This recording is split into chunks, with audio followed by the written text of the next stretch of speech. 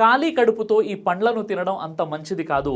పండ్ల రసాలను ఉదయం భోజనం తర్వాత తాగడం మంచిది, ఖాళీ కడుపుతో తాగడం మంచిది కాదు. ఖాళీ కడుపుతో టీ కాఫీలను తాగడం వల్ల జీర్ణాశయ గోడల పూతల్లో మార్పులు కలుగుతాయి. ఖాళీ కడుపుతో కారంతో కూడిన పదార్థాలను తింటే శరీరంలో యాసిడ్ స్థాయి ప్రభావితమై జీర్ణ వ్యవస్థ దెబ్బతింటుంది. ఖాళీ కడుపుతో టమాటాలు ఎక్కువగా తీసుకోవడం వల్ల కడుపులో రాళ్ళు ఏర్పడే అవకాశం ఉంది. నారింజ, గ్రేప్ ఫ్రూట్, బత్తాయి, ఉసిరి నిమ్మ వంటి పండ్లను ఖాళీ కడుపుతో తినకూడదు, ఎందుకంటే అవి కడుపులో యాసిడ్ ఉత్పత్తిని పెంచుతాయి. ఉదయాన్నే ఖాళీ కడుపుతో అరటి పండును తీసుకోకండి. ఇలా చేస్తే రక్తంలోని మెగ్నీషియం, కాల్షియం స్థాయిలో గణనీయ మార్పులు వస్తాయి. కాబట్టి ఖాళీ కడుపుతో ఇప్పుడు నేను చెప్పిన ఈ ఫ్రూట్స్ తినకపోవడం మంచిదని వైద్య నిపుణులు తెలియజేస్తున్నారు. అయితే పరిగడుపున అల్లం రసం తాగితే అనేక ఆరోగ్య ప్రయోజనాలు ఉన్నాయి.